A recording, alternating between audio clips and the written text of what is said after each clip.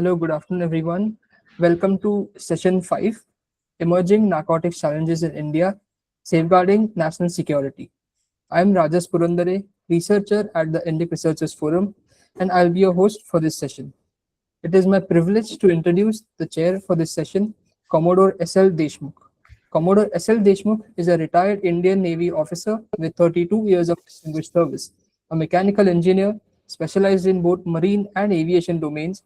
He holds master's degree in defense studies and a postgraduate qualification in management. An alumnus of the Defense Services Staff College, Wellington, he served on board aircraft carriers and specialized in fighter aircraft and anti-submarine warfare helicopters. He held several key operational and administrative appointments, including Principal Director at Naval Headquarters, Commodore Superintendent at the Naval Aircraft Yard, Director of the Naval Institute of Aeronautical Technology, and a Project Director of a major naval aviation project. Post-retirement, he served with the Tata Group and subsequently with the Sun Group's Aerospace and Defense Vertical as a Senior Vice President. He is a life member of the Aeronautical Society of India and a Senior Fellow at the Defense Research and Studies think tank. He is also engaged as a Professor Adjunct faculty at the Manipal Institute of Technology, Department of Aeronautical and Automobile Engineering, and Manipal Academy for Higher Education, Department of Geopolitics and International Relations. Welcome, sir. Our fourth speaker for today's session is Mr. Rakesh Asthaana. Sir is a retired Indian Police Service officer of the 1984 batch, Gujarat cadre. Over a career spanning four decades, he rose to serve as a special director of the Central Bureau of Investigation and later as a Director General of the Border Security Force. In July of 2021, he was appointed as Commissioner of Police, Delhi, one of the most senior law enforcement positions in the country, and served until his retirement in 2022. He investigated several high-profile cases, including the Bihar fodder scam, a 2002 Godhra train burning, and a 2008 Ahmedabad serial bombings. He led the SIT probe into Vijay Mallya fraud and money laundering case. Post-retirement, he was appointed as a special monitor at the National Human Rights Commission, overseeing thematic areas including terrorism and counterinsurgency. Welcome, sir. Our second speaker for this session is Dr. Rajender Pal Singh. Dr. Rajender Pal Singh is a senior retired officer of the Indian Police Service 1987 batch, Uttar Pradesh cadre, an alumnus of St. Stephen's College, Delhi University. He earned his graduate and postgraduate degrees with honors. He subsequently completed an LLB with gold medal from Bareilly College and a PhD. He served as a Deputy Director General, Operations at the Narcotics Control Bureau, Ministry of Home Affairs, and later as a Director General, Economic Offences Wing. During his tenure, he was twice specially deputed by the state government to manage communal riots in Kanpur and Mao. He has delivered lectures at prestigious institutions including Labasna, Masuri, the National Police Academy, Hyderabad, NACIN, Faridabad, and NICFS, Rohini, on subjects such as the NDPS Act, drug trafficking, money laundering, and organized crime. He is the recipient of President's Police Medal for Distinguished Services and the Indian Police Medal for Meritorious Services. Welcome, sir. Our third speaker for today is Mr. Rohas Nagpal. Sir is a lawyer, cybercrime investigator, and blockchain expert with over 2 decades of experience in technology law and digital forensics. In 1999, he co-founded the Asian School of Cyber Laws, one of the India's pioneering institutions in the field, and served as its president for 16 years. He has investigated cybercrimes and data breaches for over 100 organizations across 18 countries, spanning sectors from banking to aerospace, law enforcement, and pharmaceuticals. He assisted the Government of India in framing draft rules under the Information Technology Act and authored the Cyber Crime Investigations Manual, described by the Times of India as the Bible for cybercrime investigators, as well as the first legal commentary on IT Act in India. He later co-founded Blockchain, a consortium of 37 banks, including SBI, ICICI, Citibank, and Deutsche Bank, to explore blockchain solutions. He has delivered capacity building programs for law enforcement, the judiciary, and academic institutions across India and abroad. Welcome, sir. Our fourth speaker for today's session is Dr. G. Shreekumar Menon. Dr. G. Shreekumar Menon is a renowned international counter narcotics specialist and retired officer of the Indian Revenue Service Customs and Excise 1978 batch. Over a career spanning 37 years, he rose to serve as a Director General of the National Academy of Customs, Excise and Narcotics, Faridabad, and concurrently as a Director General of the Multidisciplinary School of Economic Intelligence, Mumbai.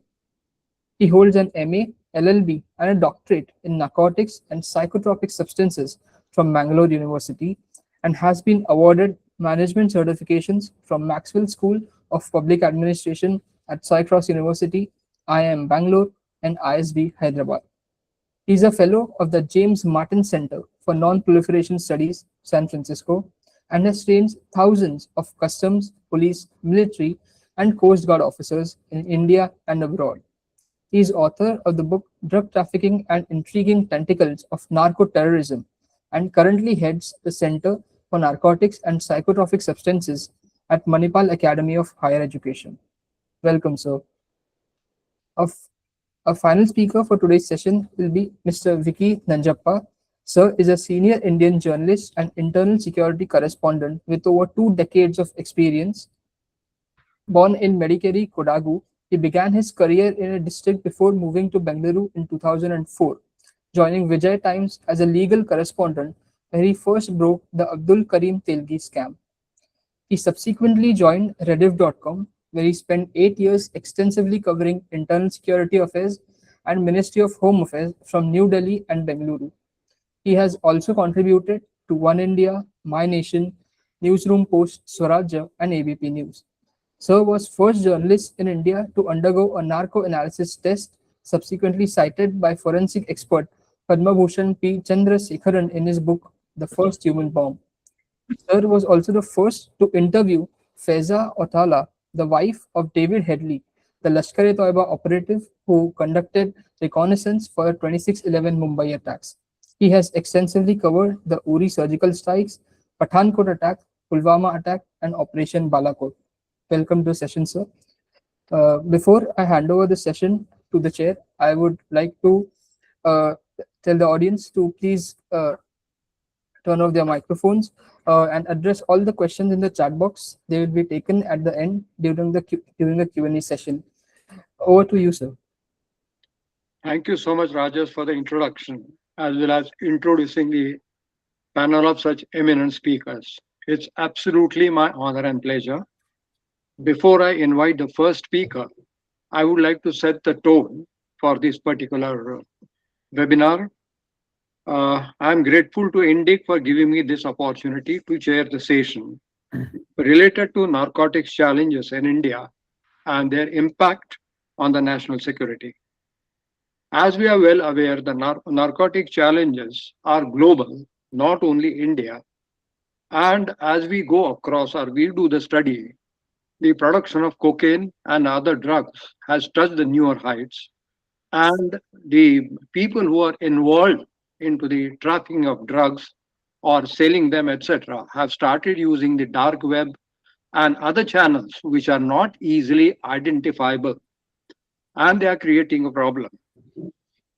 And as Afghanistan routes have been cracked down, the routes have started emerging from Myanmar, which are across the borders to us, and it creates problem for us too, as well as the African region also is joining in, and whole this problem can be attributed to what we call the mafia and the political nexus, which really needs to be addressed.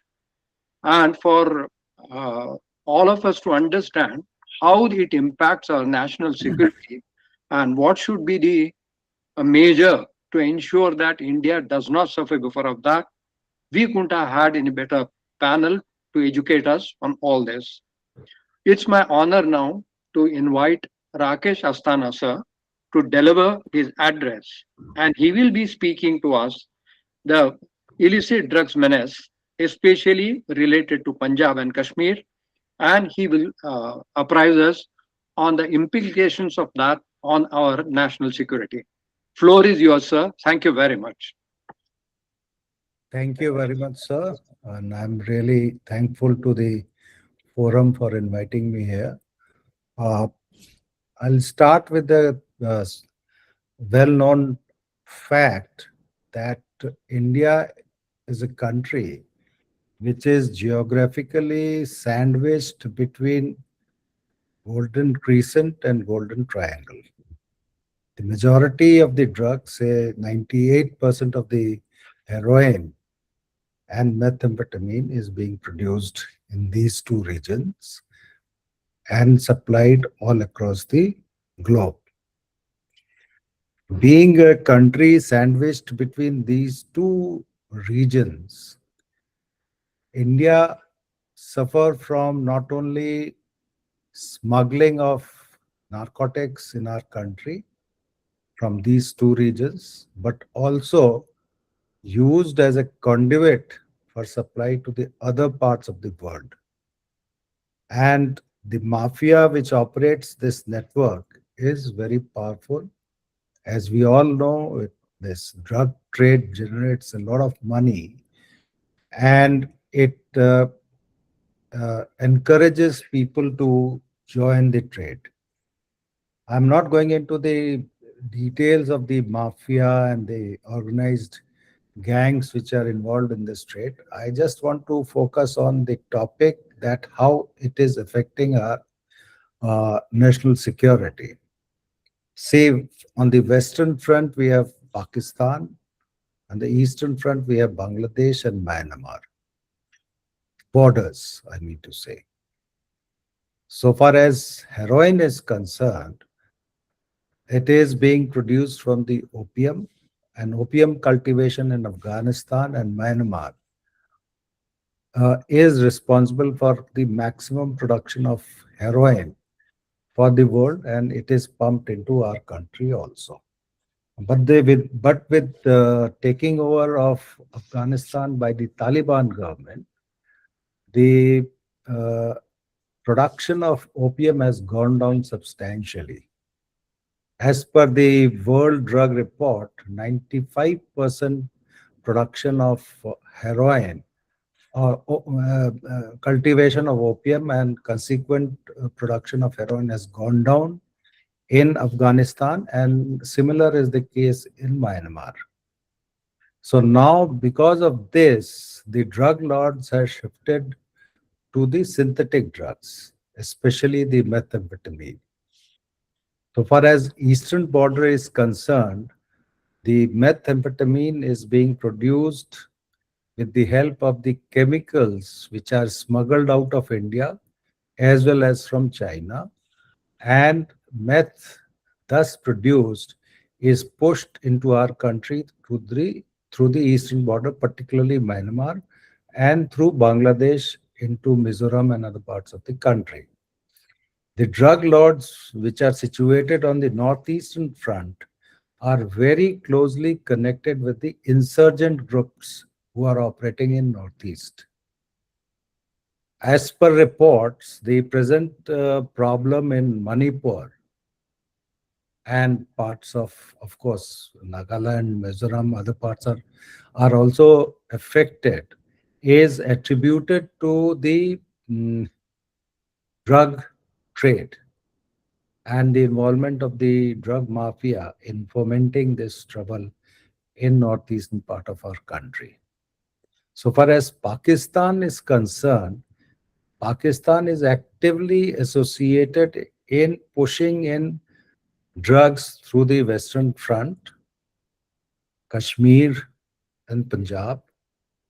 But the bulk of the drugs coming from Afghanistan, Pakistan and Iran nexus is coming through the maritime route.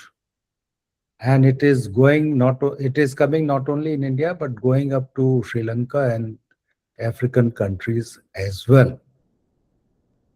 Way back in 1990, the then Prime Minister of Pakistan is on record saying that the money which is generated by the drug trade is being used by the ISI to fund the terrorist activities elsewhere in the world.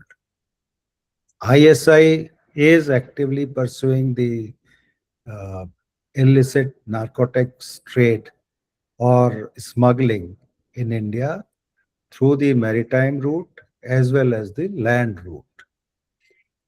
As I have been asked to talk specifically about the Punjab and Kashmir border, so far as Punjab is concerned, apart from the land route, the drug smugglers are using the supply through the drones as well. And they have the deep nexus with the gangsters sitting in Punjab and other parts of the country, and they are operating their trade. So, looking into this scenario, the security is badly impacted because ultimately the money thus generated through the narcotics trade being supervised by the ISI of Pakistan, it impacts the security so far as terrorist activities in our country is concerned. There is another angle to it. Now these people are engaging the organized gangs, the gangsters in India to carry out their diktats. Most of these gangsters are sitting in Canada and elsewhere, Germany and UK, and they are guiding their activities in India in connivance with the ISI so far as this drug trade is concerned.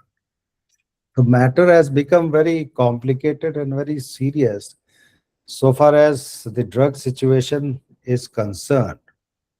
Another angle I'll give, because of the developments in Bangladesh in recent past, uh, the ISI and the Pakistani army generals have been constantly visiting Bangladesh and having a good relations with the Bangladeshi setup.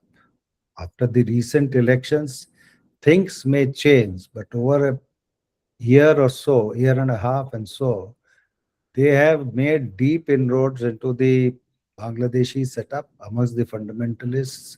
And there is a possibility that ISI may use the Eastern Front also to create problems for India by using the drug money. So uh, one has to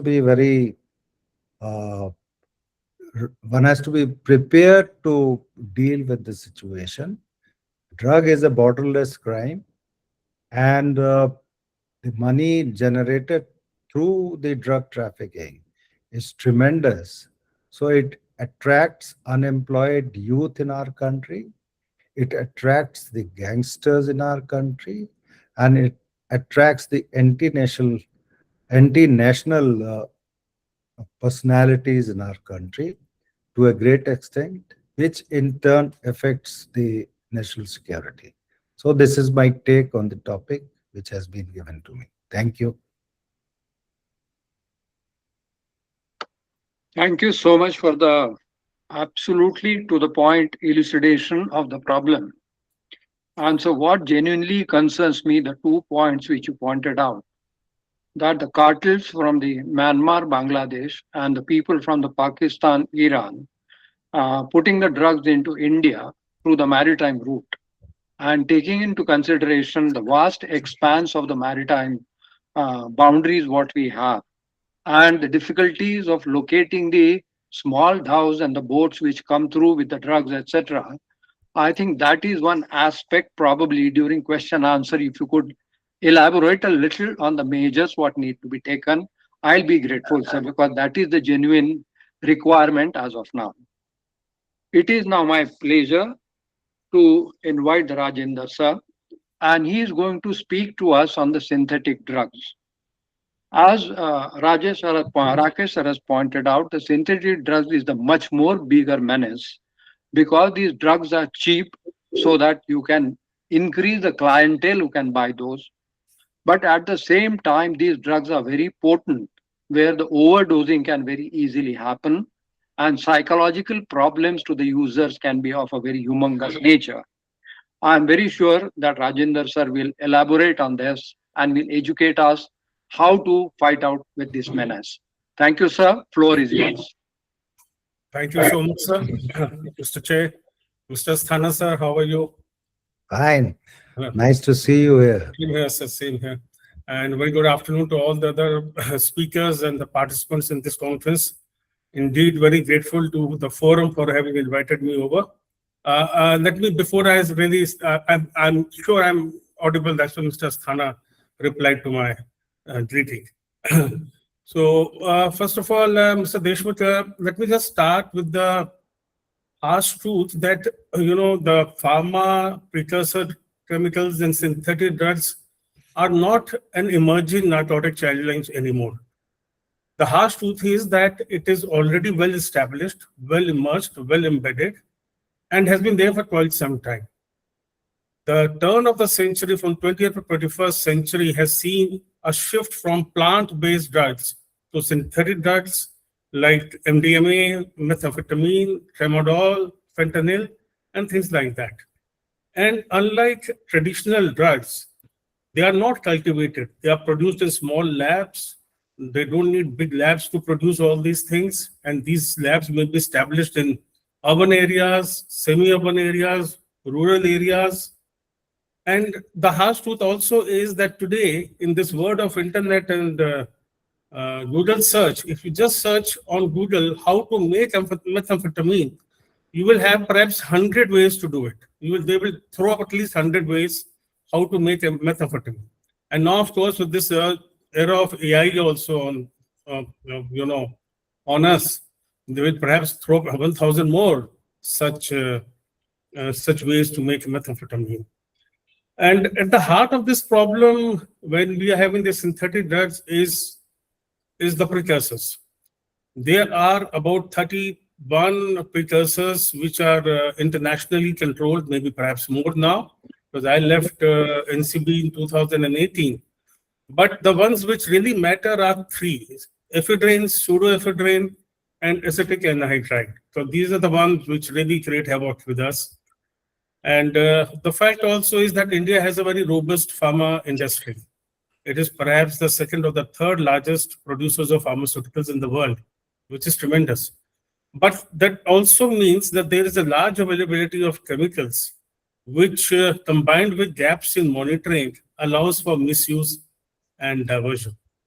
Diversion from legal supply chains, from industries, from distributors, from pharmacies is a cause of major concern. Now, ephedrine and pseudoephedrine, which are basically the precursors for they're mainly used in medicinal industry for the manufacturing of decongested, nasal decongested bronchodilators, are also used, unfortunately, for the making of meth. And that is one reason why ephedrine and pseudoephedrine gets diverted to these methamphetamine industries, not only within India, but even outside India. We have had traces of ephedrine and pseudoephedrine being smuggled into Myanmar and coming back to us in the form of yaba, which is a methamphetamine tablet. Yaba is today prevalent a lot in Bangladesh, also in India and other Southeast Asian countries. In fact, methamphetamine is, I tell you, is today the main drug in the whole of Southeast Asia. It dominates like anything. And the kind of money that is generated from this ephedrine and pseudoephedrine is also very, very mind-boggling. I'll just give you some figures. Ephedrine and pseudoephedrine, the control rate in which it is supplied to the industries is about 1,100 rupees to 1,800 rupees. But in the gray market, this money multiplies at least 10 to 20 times. It gets sold for about, say, 10,000 rupees to 20,000 rupees per kg. And 1 kg of methamphetamine, 1 kg of ephedrine produces 0.7 kg of methamphetamine. And the street value of that 0.7 kg methamphetamine is about 1 CR. So you see the kind of dimensions, the monetary dimensions that are involved in this business, in this dirty business. And that is one reason why people are involved in this diversion. Acetic anhydride, which is basically used in the industrial sector for manufacturing of cigarette butts and textile dyes. It is the control rate in which it is supplied to the industry is about 125 rupees per kg only. But the illicit cost is anywhere between 1,000 to 3,000.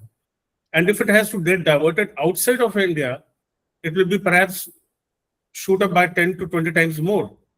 So it is this high volume of illegal money that is being generated in this dirty business. That is perhaps the main reason why all the terrorist organizations today are dependent upon narco trade as such. I am not very sure, if the previous speakers in the previous sessions have really spoken about the volume, the amount of money that is generated out of this business. But when I was in NCB, I had read of this study. This is the one detailed study that has been done was way back in 2010 by the UNODC on transnational organized crime. And I'm not sure if any such study has been undertaken by UNODC after that. But at that point of time, that study said that the total transnational smuggling activity, and it involved about 6 to 7 dimensions. You have wildlife trafficking, you have timber, you have arms smuggling, you have human trafficking, you have illegal migrations, you have art and painting being smuggled outside, and then you have narcotics. And they assessed, the assessment was of UNODC, that report way back in 2010, that it generates about $870 billion. I'm not talking about $1 million, it's $1 billion. And which is about 1.5% of the world GDP. And out of that, if you see the dimensions which they have mentioned, estimated value of human trafficking is about $25 to $30 billion. Estimated value of migrations is another 10 to $15 billion. Arms smuggling is only about $170 to $300 million. And narcotics alone was $320 billion. Which means it was more than 1/3, but was about 30% of the total volume of transnational organized money that was being generated. Some people, there are some studies which put it at about $500 billion, and it will come to $500 billion if you put in the street value of the narcotics in the world. But the fair price, UNODC put it at $320 billion out of $870 billion. And very naturally, with that kind of money being generated, all terrorist groups today are deriving their major sources of money from narcotics. Hence, the word narco-terrorism. That is one main reason why this word has been derived. But very interestingly, I'm again not very sure whether the previous speakers in previous sessions have mentioned this or not. There's another dimension to this term, narco-terrorism. And that is the consumption of narcotics by the terrorists themselves. You see, today these terrorists are not trained in the way conventional armies are trained. They are not trained the way civil forces are trained. They are just put into terrorist camps for about a fortnight to a month to maximum 3 months and put in over there. And it is the religious indoctrination and perhaps the highs of the synthetic drugs, especially methamphetamine, which puts them into a high and makes them do all this business of firing, assassinations, killings, bomb blasts, IEDs, suicide missions, and whatnot. So this consumption, if you see, the two famous drugs with the terrorist organizations today are tramadol and methamphetamine. Tramadol for reducing their pains. Whenever they are tired, they will have a tramadol, which is again opium-based. So opium-based synthetic drug. They'll be using tramadol for relaxing their muscles and removing their pains. And then they are also having methamphetamine to go on wage these illicit illegal wars. And that is one reason why Trafficking is so famous. It's a methamphetamine tablet which is so famous, used to be so famous in ISIS areas. Even today, it is very much there in the Syrian Arab Republic. And And same also, if you see, when I was in the NCB, the law enforcement agencies arrested a terrorist from across the border into J&K. That was one of the few cases in which he was arrested live and he was not killed. And when NCB was also part of that interrogation, we found that that man was on a high. He was not in control of his senses. You know, he was perhaps under the influence of drugs also. So that is another dimension of narco-terrorism that one has to take into account. Now back into India, I mean, coming about this was back in India. I'll give you just certain case studies which I have, put on. Synthetic drugs. You have this famous Sonali Fojat case way back in 2022 in a nightclub in Goa. This lady was, perhaps the police and the CBI later said that it was, they said it was synthetic drug, perhaps MDMA, but in all likelihood, it was a GBL or a sort of a GBL drug, which is also known as a date rape drug. And it is often used in the night party life culture. You have the famous Dehej Pharma factory case way back in 2024 in Gujarat. Pharma ATS, the Gujarat ATS busted a pharmaceutical unit illegally manufacturing tramadol. It was by the way, it was a licensed industrial unit, but illegally manufacturing tramadol. You have the Punjab Haridwar tramadol network, supply chain leakage. You know, these drugs were meant for government supplies, but were being diverted into illegal markets. About 70,000 tramadol tablets were seized, and which then subsequently led to multiple factories which were involved. You have the UP clandestine methadone lab earlier this year. This was been run in a poultry farm, in a small poultry farm in a rural belt. Again in UP, you have the codeine-based, huge codeine-based fentanyl cracks that we have had late last year, still under investigation. About 20 million bottles have been diverted. In 2 years, there have been no account of 20 million bottles of fentanyl, which are not there on the records of the distributors. And even if you take a conservative value of 100 rupees per bottle, that leads to about 200 CR. That is the amount that is being used. And the man, of course, is now run off to Dubai. The main person is still on the run, but there have been certain arrests on the same time. So there is no end to such case studies. And as I told you, two pharmaceutical drugs which give us some sort of an embarrassment in these international conferences. Mr. Asthaana sir also must have faced them. One is tramadol and the other one is codeine fentanyl. Codeine is today largely basically smuggled to Bangladesh, and tramadol is smuggled to the African countries. We would often have people getting up from Egypt and other African nations saying that tramadol from India has been diverted to us. But thankfully, they were not able to pinpoint, and that was a bright side on our side. They were not even able to pinpoint any import of diversion any import or diversion of tramadol from India into the country.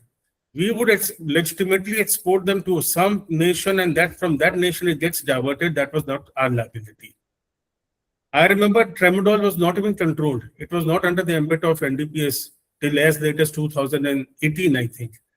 In 2017, I was the one, of course, the proposal was signed by the DGP, by the DG NCB, but it was I who had drafted the detailed proposal for bringing tramadol under the NDPS ambit to controlling it. The matter was taken up in the Ministry of Finance, Department of Revenue, and ultimately we managed to get the notification in 2018, which is still there. And thankfully, WDR, the latest one, has shown decline of tramadol smuggling all over the world. That has shown a decreasing trend, which is a silver lining for all of us. So having said that, the good thing today is, with all these seizures and happenings, the good thing today is that the government today is far more sensitive, having far more political will than the previous governments to really take this menace, taking the bull by its horns. We have better coordination. NCB today has been far more strengthened than it was when I was there. It is far more well strengthened. And but there's been before I end, I mean, because I'm speaking about synthetic drugs, there's something known as the NPS, new psychoactive substances, which are always ahead of the law. From about 200 NPS in 2010, we today have about 1400 NPS in 2025. These are the UNODC WDR figures, not my figures. And out of those 1400 plus, about 600 surfaced alone in 2024. And the problem with this NPS is, the challenge with other drugs is one of control and containment. The challenge with NPS is one of identification, how to identify them, how to really find them. And so they keep on changing their patterns, their designs, and that's what they're also called designer drugs. So today we also, the challenge that we also face is one of limited forensic capabilities. We really need to strengthen our forensic abilities to really identify all these NPS and other synthetic drugs. We need to have better coordination. We need to really have better real intelligence, real-time intelligence to really nip this menace in the bud, and improve coordination between the central and the state agencies. There will be very fine tuning between the central agencies, but when it comes to a tuning between the central and the state agencies, because police is a federal subject, there are sometimes coordination gaps that really needs to be addressed. That's about all that I had to say. The only thing to end is that India's pharmaceutical strength is a national asset, but it should not become an embarrassment for us, and we should really keep it very strong, very tightly regulated and well maintained and controlled. Thank you so much. Jai Hind, Jai Bharat. Thank you very much, sir. Within the short span of time, you really painted a big canvas which attracts our attention. First of all, to the well-established laboratories, and probably quite a few of us may lack the knowledge that it has been so well established into the manufacturing of synthetic drugs. And the numbers which you spoke so authentically are not only mind-boggling, but really give the shiver through our spine that if this is happening, what's going to be the future of the younger generation which will come. And the regions which you are pointed out, sir, these are the very porous areas, porous borders. So as you put it very rightly, we'll have to tighten our belts and increase our vigilance and the coordination so that we are able to tackle this menace. Once again, thank you so much, sir. Thank you. It's my pleasure now to invite Rohas ji. As I had said, that drugs manufacturing is one part, trafficking is another part. But unless and until the rewards come through it, nobody is going to do it. And the drug trafficking is being controlled through what we call the dark web, as well as the cryptocurrencies, which are more and more difficult to trace and take charge of. And that is the topic on which Rohas ji is going to speak to us.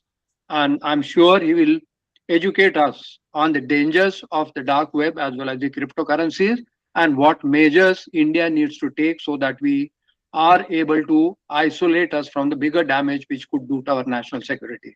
Floor is yours, Rohas ji. Thank you so much. I hope I'm audible and visible to all of you. Yes, please. Okay. So I remember my first time I ever investigated a case involving narcotics and cryptocurrency. This was in about 2011. And the situation was like this, that you would go to a coffee shop and there was a youngster sitting there. You would give him cash and he would convert it into something called Bitcoin. That was the first time I ever heard that word. And then he will give you a number, say 86. Now you go home and a few days later by courier, you will get a book, like maybe a Harry Potter book. You open the book to page 86, tear the page out, cut it into small pieces, put a piece on your tongue, and the drug takes effect. So it was, of course, mind-blowing for me to see what is happening in this case. And that is when I came across this concept of Bitcoin. Now, I want to first very briefly explain, since many people may not have used cryptocurrency, what does it really mean? See, today, for example, we have digital money. So we are having our money in the bank account and we use our mobile phone, enter a password, and through that we connect to our bank and we can now move this money. So when we do transactions today, it is called digital money, but the money is moving from the database of one bank to the database of another bank. That's how the system works. In cryptocurrency, things are a little different. Instead of banks, you have a concept called blockchains. So if you have heard about Bitcoin, Bitcoin is a blockchain. So it's a network of computers run by anonymous people around the world. Similarly, there are 20, 30, hundreds of other such networks. Now, my money or my cryptocurrency is held in that network. And in fact, I want to show you. So I am going to share my screen for a second and show you what it actually looks like. Just give me 1 second. Are you able to see something called what this wallet contains? And some QR codes and all? Is that visible? Yes, sir. Awesome. Now, what you are seeing on your screen here, this thing is called an address. It is very similar to a bank account. So just like if I give somebody my bank account number or my UPI address, they can transfer money to it. If anywhere in the world I give you this address, you can transfer Bitcoin to it. Now, next to it, you will see a slightly longer number. That is the confidential part, and that is called the private key. Only I am supposed to have it, because if anybody else gets it, they are able to transfer money out of my account. Now, I will click here on this generate new wallet. The moment I click, you notice the numbers have changed. Again, a new wallet address is created with a new corresponding private key. So all that a criminal needs to do is click these buttons, generate this wallet, and print it out on a piece of paper. And that is all that he needs. There is no app needed, no nothing needed. When I go somewhere else in the world and I want to now actually get this money, I can go to any computer, download a free wallet, type these numbers in, and I can get the money and move it to somebody else, give it to someone and get cash, move it into an exchange, they will give me cash. It's that simple. Is this part clear? Any questions before I go to the next screen? I hope it was all clear and audible and visible. Yes, sir. Yes, Now- sir. Questions will take on later on, sir. Sure. Perfect. Now let me go to the next level and show you something called a seed phrase. Now on my screen, you can read 12 numbers. Rival, pause, north, cargo. It's a bunch of 12 words which look very random to you. These 12 words are the basic of an entire ecosystem. Let's take an example of a entire drug cartel could use these 12 words as the foundation for their entire crypto wealth. This seed phrase can be used to generate unlimited addresses across unlimited blockchains. So what I showed you earlier were those two simple numbers. That was one wallet. So one operative could use it. What I show you here, the kingpin would have these 12 numbers. And now if you look down, it can be used across unlimited blockchains. I have just shown some 8-10 of them. Now what I have told, now let's take a real world example of how we investigate. So this is from an actual case. We caught this kingpin and he had a tattoo in a very hidden, discreet part of his body. And that tattoo had 12 words. Now, when those 12 words were entered in, similar to this, the words were obviously different. What we can do is now we can tell the software that these are the 12 words, generate 3 addresses per blockchain which correspond to this. Of course, we can say 3,000. And what it does now is it starts to generate these wallets. Then it goes to each and every blockchain network and says, has this address ever made a transaction? So in this simple example, I'm scrolling and it's showing no activity. These are all different blockchains. The same seed phrase is being used across different blockchains till I finally reach a place here where it says on this particular blockchain called Polygon, there has been a transaction from a wallet generated from this 12-word seed phrase that you have given. Now, I can again go deeper into that. So now on my screen, you can say I've gone deeper into that address. And now it tells me that there is only a balance of 10 cents. So I may think that this is nothing, not worth investigating. But that's just the beginning. If I go deeper into that wallet, now it shows me, no, there are $10,000 of USD. There are 200,000 yen. There could be all sorts of transactions hidden inside that wallet. So what I'm trying to explain here, that cryptocurrency has made it very, very easy for people, especially the criminal world, to use cryptocurrency. Now let me take an example about why in India we are seeing so much. So very recently in Pune, where I live, There have been multiple cases where youngsters are being arrested and they are getting hydroponic weed from Bangkok and then they are selling it here. And in all cases, they are using cryptocurrency because you saw how easy it has become. Anybody can sit, click few buttons, generate these addresses. Now, you will ask, how do I get cryptocurrency to start with? So today, you will be shocked to know there is a cryptocurrency called USDT. It is called Tether. It is issued by a company based out of Hong Kong. It runs on many chains, but the most popular one which criminals use is called Tron, which is a blockchain based out of China. I'm not trying to assuade anything to any country. I'm just stating facts here. Now what is happening is, sitting at home, I can call up a dealer and say, I want 1 crore rupees worth of USDT. He will come to my house, take 1 crore cash, and immediately on the phone, give me 1 crore worth of USDT. And the reverse is possible. I can say, I want to sell you 2 crore worth of USDT. He will come to my house, give me the cash, and on the phone, take the USDT. It's that simple to get in. Once it is on my phone, I can now transfer it to anybody else. The cost of transaction is near zero. Negligible costs are there. And the most interesting part is tracking this is very, very difficult. So the world started first with Bitcoin as the world's first cryptocurrency. Now, how the Bitcoin blockchain is designed, it is totally transparent, which means every single transaction that happens on it is on that network forever and anybody in the world can see it. So if you may recall this 2010 investigation that I was talking about, this used to use a platform called Silk Road. Now, Silk Road was the world's first and most famous darknet platform selling everything from drugs to weapons to illegal documents, you name it. You could even pay money to kill someone. You know, all those services were offered by this. And the money was only taken through Bitcoin. And the beauty was that it does not run on the normal internet. So when we hear about words like darknet, a lot of times people get confused. What does it mean? Let me briefly explain. There are multiple internets in the world. Now, you may be surprised at what that really means. We all think there is one internet where Google works and we type www and we access a website. No, that is only the first layer. That is called the public internet or the surface web. Then comes the second, which is called as Tor. So you have to download a separate browser called the Tor browser, freely available.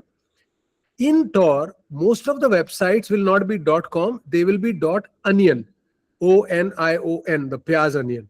So they will have long names, alphanumeric strings with a .onion, or they could be .fi, the Finland domain name. There, anything in the world can be found. So there are people openly selling drugs. So I will give you an example in one of those forums. Somebody says, I have invented a new kind of a drug and I am looking for volunteers to try it and write about it. And I will give you the drug for free. And if I like your review, I will pay you money. I read a review there where someone says, after taking this drug, I can now see sounds and hear colors. Obviously, if we are not on the drug, we will not understand what this meaning, but that was a review someone gave. But it is openly available to the world. Then somebody there put up a message. I have access to a lot of AK-47 guns. Is there a good market to sell? And somebody else is saying, no, there is not a good market. It is better that you sell small handguns. Openly, these things are discussed. Of course, you do not know the real names of the people. Then they have their own method by which they actually give you their real world identities. Now, in Silk Road's case, when the FBI finally caught the person, they planned it so well that they knew that he was accessing the admin controls of this website from public libraries. They waited for him to go there, switch it on and log into the admin console. Because if they caught even 1 second before, they would not have been able to get access to it because it's that encrypted. And at the right time when they caught him, they were able to get a lot of confidential data. Now criminals have gone much beyond that. So if you look at these cases which are happening, for example, in Pune, where these youngsters are using darknet, they are also using encrypted operating systems. So today on your normal laptop, you're having Windows, Mac OS, all these operating systems. They carry the operating system on a pen drive. So for example, there is a Tails OS, operating system of Linux. The entire operating system runs from a pen drive. So I can go to any computer in the world, connect that pen drive, and then open up that operating system and all my software can run inside that.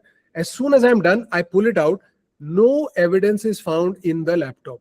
So conventional digital forensics becomes useless in this case. because that data is nowhere. Even if you take that pen drive and you analyze it, nothing can be found.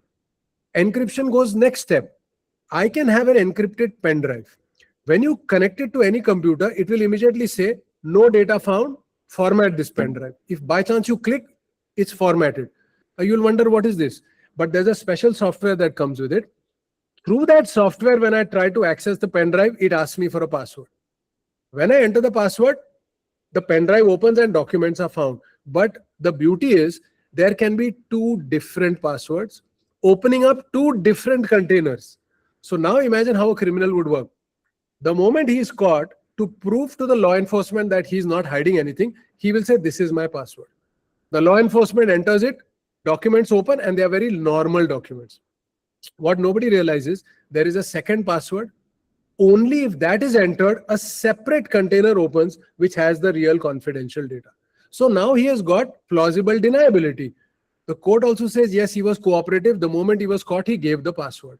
But in reality, the data is hidden somewhere else. So today, when we look at what is happening in narcotics and in so many other worlds, first step, they are not using the normal internet. Many are not even using Tor. There are now multiple parallel internets that have come. And it is believed that the top drug cartels, they have their own internet, a completely parallel internet which nobody would even know how to access. After that, they are using encrypted pen drives, which could have encryption or hidden operating systems. They are using cryptocurrencies, and no longer are they using Bitcoin. In fact, the USDT, which I was talking to you about, being Tron and all, that is used by money launderers. But the drug cartels, they move to things like Monero. That is a next level cryptocurrency which doesn't give you details like Bitcoin does. It is believed that Monero was also invented by the person who invented Bitcoin, but it is called a privacy coin, which means even if you confiscate or you get addresses, they are of no use to us. Then they are using the encrypted apps to talk. So they will not use a WhatsApp. They may use a Telegram, or they will use something called Signal. So that's the kind of world that we are looking at, where everything is encrypted. And unless you have those particular private keys in your control, there is nothing that you can do. I'm not sure how much time I've taken up. I was given 15 minutes, so I can take questions if you want, or I can go deeper into topics. We'll take the questions at the end of it, sir, so that Okay. we can maintain the flow. Okay. So this is the concept. So now when we look at Tor, or what is very popularly called as the darknet, so a lot of people wonder that why do we even need this? It actually started with a legitimate need. So it is believed to have been invented by the US Navy, and the purpose was that in countries where people do not have freedom of speech, there they can use Tor to securely communicate with each other, and people can set up these nodes, and then through the nodes these transactions are going to happen, or the communications are going to happen, and they are going to be encrypted, so we cannot track down who is doing what. When we look at a normal website, there is a domain name, there are IP addresses, there are internet service providers to whom you have to give your KYC before you can set up those servers. So if someone tries to do something illegal, we can find out who those people really are. But the moment we go to Tor, there is nobody. There is no KYC. Anybody in the world can download these softwares and start running their own nodes. So that makes it extremely difficult for us to track down what is happening. And there openly they can sell all sorts of things. Now, when we go to the next step, where I told you that some of the drug cartels are using their own internets, we don't even know where to begin, because there is no Tor browser to download. We don't even know what they call their browser. They have their own domain name systems. They have their own relay channels. So we don't know. It may be .cocaine for all you know. It may be .xyz. We don't know that. My computer cannot even access to it. So first, I need to be invited into the network. I am then given the codes that which are these servers that my browser has to connect to. When I enter that, then I go into my computer and I can type in those domains, which I don't know what they are. And then I connect to them. And then only the communications actually begin. And this is extremely encrypted. So there is virtually nothing that we can do to crack these.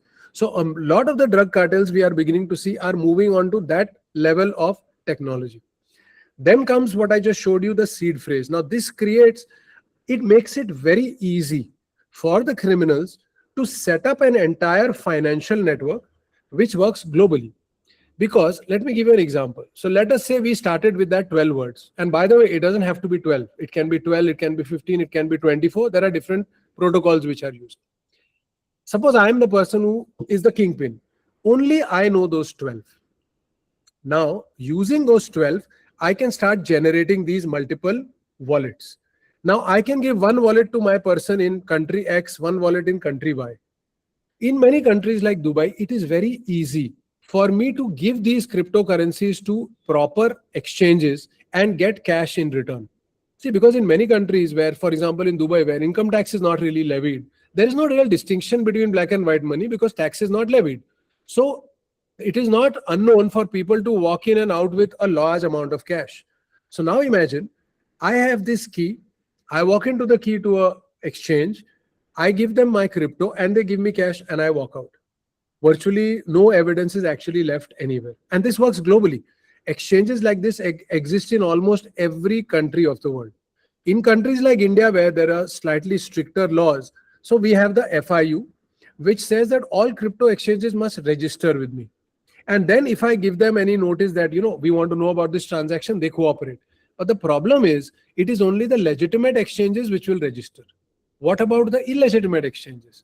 They are never going to register. They are not physically present in our country, so we can do nothing. They may be located out of the Cayman Islands or other such tax haven countries. They maintain no KYC documents, but they are trading in all the top cryptocurrencies. So they could be using things like Bitcoin, they could be using stable coins like USDT, or they could be using privacy coins like Monero. Another thing I would like to tell you here is that now US is regulating stable coins. Europe has come out with MICA, which is going to regulate stable coins. So over the next few years, we are going to see almost everybody, including legitimate businesses, starting to use cryptocurrencies like stable coins. So they are like completely bank-backed, or they could be completely regulated because laws are now coming in, but they are very easy to, again, misuse. And the final thing I would like to talk about is a concept called CBDC, or Central Bank Digital Currency. So I had the privilege of preparing a white paper for the Reserve Bank of India on the concept of CBDC. And I'm very happy to say that the government of India has already launched its own CBDC. Now, what does that mean? Today, your money is with banks. So when you move money from one person to another, you are moving money from the database of one bank into the database of another bank. But the RBI doesn't see this in real time. Now, what the CBDC is, and in fact, many of your banks may have sent you emails about it that try out the e-rupee. I'm sure many of you have heard about it. Now, what happens is the Reserve Bank of India has set up its own blockchain network. On that blockchain network, it has created the e-rupee, which we can consider like a cryptocurrency. The only difference is because it is issued by the government, we call it money. If it was issued by private people, we would call it cryptocurrency, but the tech is exactly the same. Now, when you move money, it will be instantly monitored by RBI. Now they can see exactly who is moving money there. And we are now moving towards a future where every country is now working on its own CBDC. So that by 2030, it is expected that you would not need banks for transactions. For transactions, your central bank would give you access to its blockchain network after doing, say, the due diligence, and then you would use that to move money. And then different countries' blockchains would talk to each other, so you could move money globally in seconds. Today, the SWIFT transfer will take you maybe a few days. Here, it's a click of a button and one network moves it to another. But there is a flip side to it. In some of the CBDCs being tested today, especially in China, the government can control what you spend on, how much you spend, and where you spend it. So when you get your salary, it can come pre-configured with a condition that you cannot spend more than 20% on alcohol, or you cannot spend more than 50% outside your home city, or you have to spend 30% within 1 month, otherwise the money will vanish. Now, these kind of controls were not possible before because money existed as database entries. Now that money exists on blockchains, which are programmable, these kind of features can be built in. I'm not saying India is doing this. We are a democracy. Obviously, we will not do things like this. But many countries are now moving in the direction where the government will be able to fully control what you do with your money. I hope that was scary enough. Thank you so much, sir. The Most kind of picture which you are given we really don't know where to begin and where to end. And my really compliments to you, the kind of knowledge which you hold. Thank you so much. And it was really wonderful. Thank you so But much. though it was wonderful to hear, the kind of jitters which is giving to me, that what kind of future is going to be ahead of us and how we're going to do it. So I sincerely hope that as you know how these are being created, so at least next lecture you will be able to tell us how we are going to control all this. Absolutely. That's what we are going to head to. Absolutely. Thank you so much. I really appreciate the kind of knowledge which you hold. And you are in Pune, I'll get in touch with you. And Looking it will forward. be another thing to deal with. Thank you so much. Bye-bye. After hearing to Rohas ji, it's really very scary for us to understand that today which way the currencies and cryptocurrencies and dark webs are going on. If the tracking are going to become more and more difficult, then probably we do not know how to control the things. And maybe even not only drug, the weapons also could move from there. So we have to really have controls on this. Now it's my honor to invite Dr. Shreekumar. And as right in the beginning, Asthaana sir had said that today the drugs are coming through the maritime route. And it is one of the domains is not very easy for us to monitor and control, though we do everything in our prowess to keep the maritime routes safe for the country's security. So the ports and other shipping mechanisms is what Dr. Shreekumar will be speaking to us. And he will enlighten us on the dangers which probably come through and maybe enlighten us with some measures which can be done to control the damage. Floor is yours, Dr. Shreekumar. Thank you so much. Thank you.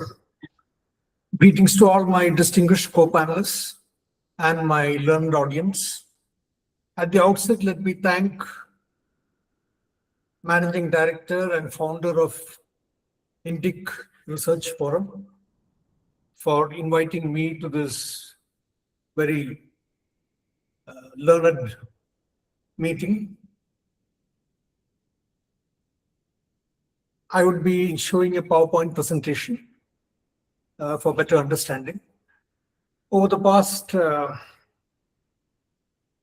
few sessions, all of you have gained a lot of knowledge about drug trafficking, as well as the various kinds of synthetic trafficking.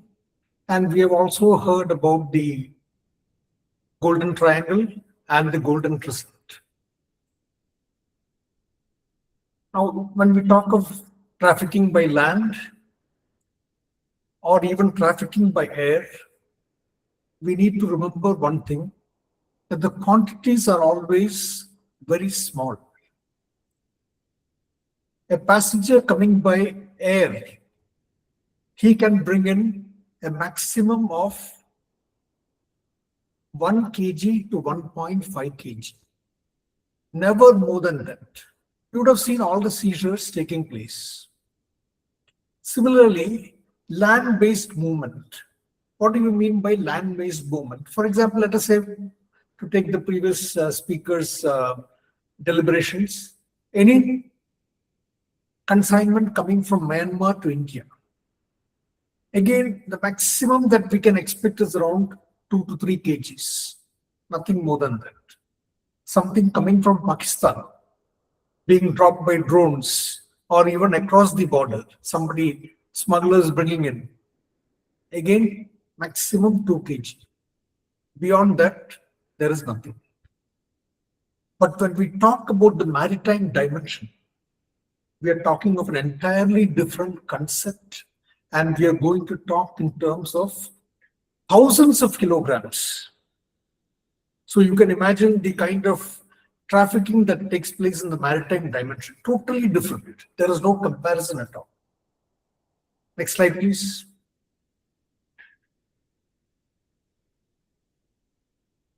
Yeah. Though all of you are very familiar with this, I need not explain to you. But anyway, for completion of this presentation, you all are aware of the maritime zones. Our territorial sea extends to 12 nautical miles. The exclusive economic zone, or what we call as EEZ, up to 200 nautical miles. And then you have the high seas. Next slide, please. India, as you all know, is surrounded by seas. You have the Arabian Sea on the western side, you have the Indian Ocean on the southern side, and you have the Bay of Bengal on the eastern side. So, and we have a coastline of over 7,500 kilometers, which means that the kind of maritime drug trafficking that we are facing is something which only very few countries are exposed to. Next. Now, these are the major ports and minor ports. Anybody indulging in trafficking drugs through the sea need not be concerned about the major status or the minor status. The entire coastline is open. He can come anywhere, he can go anywhere. But nowadays, for ease of transportation and also ease of clearance, major ports are preferred. We will come to that a little later. Next slide. Yeah. Now, when we speak of the coastline, 7,500 kilometers, which is guarded by the Indian Coast Guard, then you have the customs, then you have the coastal police. In certain stations, you have the CISF as well as the BSF. On the high seas, of course, it's the Indian Navy. But we need to understand one thing. On paper, it looks very rosy. But all these organizations, with the exception of the Indian Navy, they all face constraints of trained manpower, budgetary constraints, seaworthiness of the crafts that they are using, and the lack of state-of-the-art equipment. This is common to all whether it is Indian Coast Guard, whether it is the customs, whether it is the coastal police, or whether it is the BSF or CISF, we have this constraint. So we need not be very enthusiastic seeing all this, that we have a very foolproof system on the coastline. Next. Now, this is the drug trafficking global scenario as prepared by the UNODC, United Nations Office on Drugs and Crimes. In fact, I prepared the drug report for Southeast Asia in 2022. And you can see these are the routes, and you can see the innumerable number of sea routes also engulfing the entire globe. Next. Now, when we say trafficking through the maritime zones, there is no, what to say, it is not compartmentalized.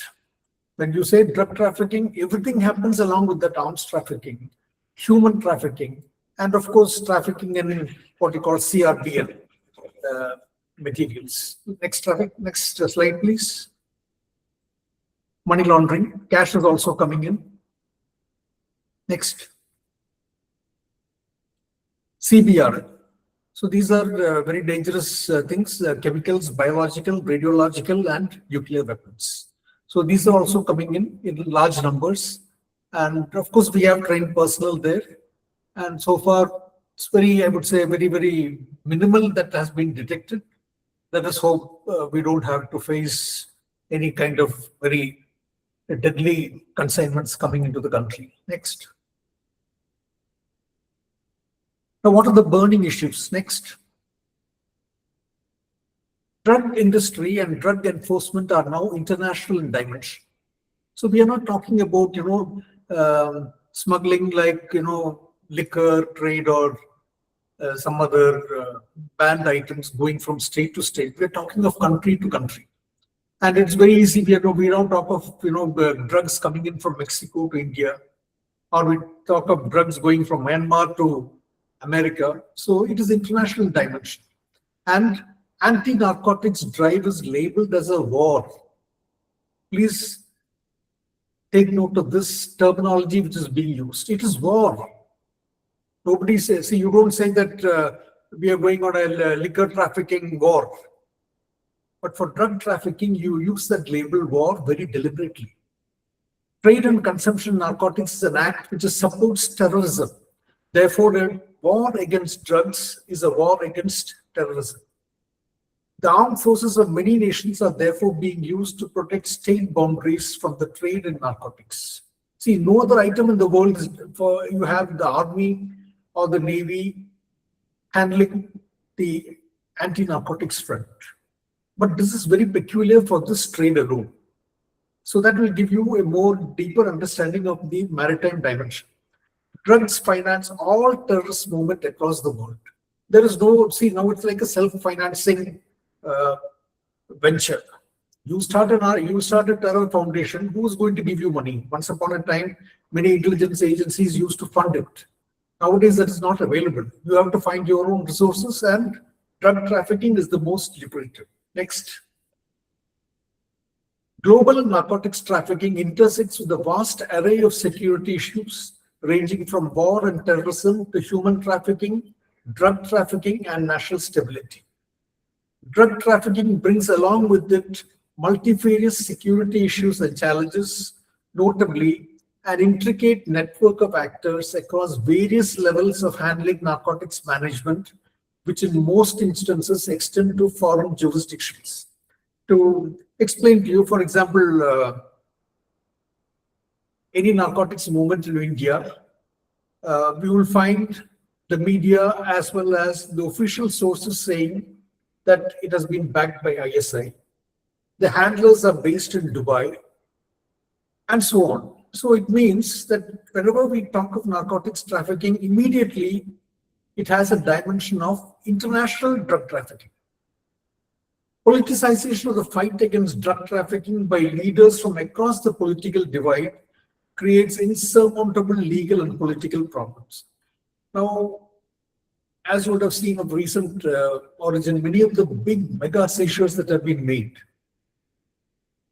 the politicians immediately they intervene and they try to confuse the whole course of investigation. So this is a very sad thing that is happening in our country, and which we should try to avoid, because we need to be united to protect our coming generations from the scourge of narcotics. Next. India has embarked on a massive privatization of ports and airports, establishment of special economic zones, highways and waterways. These new and modern logistical centers present an ideal choice for drug traffickers and crime syndicates, as controlled by government agencies is kept at minimal levels. Now, as you all know, a lot of SEs and special economic zones are being opened. CFS, what's called container freight stations, are being opened in many inland places. So these are all operated by private people, not by government agencies. And we have very, very minimal control. In fact, many of you may be aware that in Cochin we had a case where the DRI was in the process of intercepting a consignment of red sanders, a type of wood which is very much in demand in China and Malaysia and other places. The lorry taking the consignment was being chased and it entered into the SEZ, and the SEZ officers, they blocked the customs from entering. They said, no, you have got no jurisdiction because this is a different country. Ultimately, it had to go to the court, and the court also upheld that contention, saying that the customs or any other agency, they don't have any jurisdiction over the SEZ. So you can understand, see, these are all high legal complications which function, what you call, impede the proper functioning of all enforcement agencies. Next. Now, India has witnessed a spate of drug seizures from Mundra Port, Lakshadweep in the year 2021. There is widespread concern that transnational organized crime, including illicit weapons and drug trafficking, piracy and armed robbery at sea, as well as terrorism and its increasing links with drug trafficking, pose a serious threat to national security. As I told you in the beginning, we have seen seizures of thousands and thousands of kilos. Now, it's a matter of serious concern, and the government is also doing its very best to see that these kind of things are controlled. But when it comes to judicial interpretation, we are entirely on a different ground. In fact, we are on a very weak wicket. I'll show that to you. Yeah, next. Now, these are the major seizures made by us. April 2025, 2,500 kg of narcotics intercepted by the Indian naval vessel INS Tarkash. It contained 2,386 kg of hashish and 121 kg of heroin. May 2023, 2,500 kg of methamphetamine, Indian Navy and NCB, Operation Samudragupta. May 2022, 218 kg of heroin, again by Indian Coast Guard and DRI, Operation Coach Beam. Next. April 2021, 300 kg of heroin. And these seizures highlight the use of the southern route of the Arabian Sea for trafficking narcotics originating from Makran Coast, Pakistan, Iran, to India, Sri Lanka, and the Maldives. Traffickers often use large motherships to transport drugs, which are later transferred to smaller vessels to avoid detection near the coast. Operation involved coordination between the Navy, Indian Coast Guard, NCB, DRI, and international partners like Combined Task Force and others. Now, again, when all these mega seizures are being made, the southern route, that is, which starts from the coast of Pakistan and Iran, it comes directly into the Arabian Sea.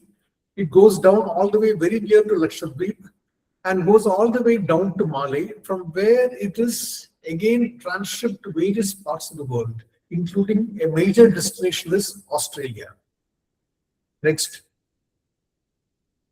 This is the southern route which we were just talking of, is a major maritime drug trafficking corridor originating from the Makran coast of Pakistan and Iran, serving as a maritime conveyor belt for smuggling heroin, hashish, and increasingly methamphetamine from Afghanistan to international markets. Traffickers use small fishing dhows from fishing towns like Jiwani, Gwadar, Pasni, and Ormara along the Balochistan coast. These vessels move narcotics into the Gulf of Oman, where cargo is transferred to larger ships, a method they call it as night cargo. Next.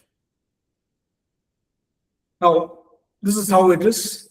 And if you see on the Arabian Sea, you can see the southern route, how the drugs are being transshipped all across, and it is going via Lakshadweep, near to Sri Lanka, and entering into Maldives. Next.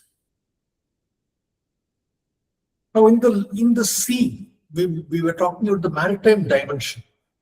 The laws are entirely different.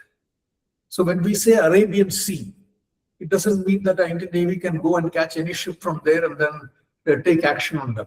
So we have the law of the sea, the United Nations Convention on the law of the sea of UNCLOS. It's called UNCLOS. And revised guidelines for the prevention and suppression of the smuggling of drugs, psychotropic substances, and precursor chemicals on ships engaged in maritime trafficking. And of course, you have the International Maritime Organization, World Customs Organization, and the UNODC. Now, all these organizations have formulated the law of the sea, which is being observed by all the countries. Next. In furtherance to that, you have the Djibouti Code of Conduct. The Djibouti Code of Conduct 2017 covers illegal maritime activities in the Western Indian Ocean and the Gulf of Aden. Again, another amendment came, Jeddah Amendment to Djibouti Code of Conduct 2017. India has joined the Djibouti Code of Conduct, Jeddah Amendment, as observer, along with Japan, Norway, UK, and the US as observers. So we are part of an international consortium which fights against the drug trafficking by sea. Next. International cooperation, you will find that India has extensive cooperation with almost all the major countries. I did not read out the entire thing for you. You can just see. We can go to the next slide. So India signed 26 bilateral pacts with different countries for combating illicit trafficking of narcotics, drugs, and psychotropic substances, besides chemical precursors. Coordinating authority is the NCB. Next. For coordination among various central and state agencies, the Narco Coordination Center NCORD mechanism was set up by the MHA in the year 2016 for effective drug law enforcement. MHA has also launched an e-portal called SIMS in 2019. This is just to see that all the seizures in the country are reported in one platform and not in diverse platforms. Next. Now, I would like to take you through a live tour of one seashore made, the Mundra seashore. Why I have selected that was, it constitutes one of the biggest seashores in the world. On September 21st, 2021, the DRI made one of the largest drug seizures in the world at Mundra port. 2,998.21 kg of heroin worth 21,000 crores was seized from 2 containers. The consignment was meant to be taken to, it was declared as being taken to Vijayawada. The importer firm was one Ashik Trading Company, allegedly run by one Sudhakar and his wife. Next. Yeah. Now let us trace how this consignment has come into Mundra. Now, it gives you an idea about the drug trafficking as well as the volume that is coming by the marine dimension. Now, Kandahar. From Kandahar to Vijayawada, that is the route of this Mundra seashore. Now, Kandahar, as you know, is the epicenter of terrorism and located in Afghanistan. And it is also one of the major drug-producing areas. It was. But now they have switched over to the synthetic drugs. They are still active and they are still a big problem for many countries of the world. Next. Hormuz, very familiar term now, all of you know, is the international strait within the territorial waters of Iran and Oman. It is controlled by Iran, well known to all of us. Next. The driving distance from Kandahar to Bandar Abbas, a big port in Iran, is 1,420.7 kilometers. The driving time is 19 hours to 21 hours. It is Route 84/AH2. Main border crossing is at Islam Kala Doga Road. Now, the truck with the consignment of so much of heroin leaves from Kandahar and its next destination is Bandar Abbas port in Iran. And it is traversing around 1,420 kilometers. Next. This is the border crossing, which we just saw. Now, just think for a moment. A consignment carrying more than 3,000 kg of heroin travels 1,800 kilometers without any questions being asked by anyone. And you must understand that Afghanistan and Iran, they have got very, very stringent checks and balances everywhere. It's a different thing that trafficking is going on, but that happens with the connivance of the governments. So this consignment, how has it gone through without anybody asking any questions anywhere? And en route, you will find there are so many terror outfits who would have also started it because of the money that could be gained from that. Next. Now we go to the Shahid Rajai Customs Port. One of the biggest ports, I would say, in the world itself, not just in Iran, is a special economic zone and has a customs facility spanning a massive area of 4,800 hectares of land. Even in India, we don't have such a facility. We're talking about such a big facility, and it's a high security zone. You can see in the next slide what are the security features there. Next. Location of the main Iranian naval base is also there. And you see this complex hosts a missile site where Chinese-built cruise missiles such as the CSS-N2 Silkworm, HY-2 Seersucker, C-801 Sardine are tested, assembled, and manufactured and upgraded. The IRGC, Revolutionary Guard Corps, protects the complex with Hawk, SA-5 and SA-2 air defense missiles. See, so many, it's a highly militarized zone. Next. This is the port that we are talking of. In fact, even India does not have such a big container port. Our biggest port is Mundra port, which is nothing when compared to this. But what I'm trying to make is in this high security zone, with armed forces manning the complete security, how did this consignment come without any question being asked? It is transshipped from the trucks onto containers. Next. And this is the route it has taken.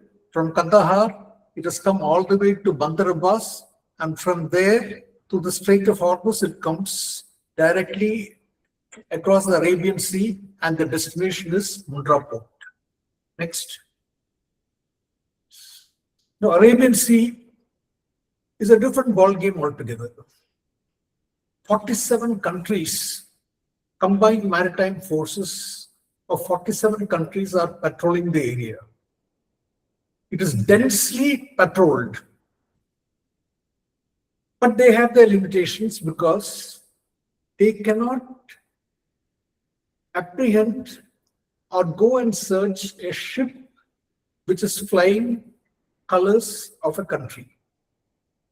They can tackle only unidentified small vessels. So that might account for the reason why the combined maritime forces could not detect this consignment. Next. Now, when we say combined maritime forces, world's largest multinational naval partnership. 47 nations are there in this task force, headquarters at Manama, Bahrain, with US Forces Central Command and US 5th Fleet. There are 4 task forces, 150, 151, 152, and 153. Next. India is also now a part of this CTF. Now, Mundra port, private port, and the largest container port in India. The consignment comes here. Next.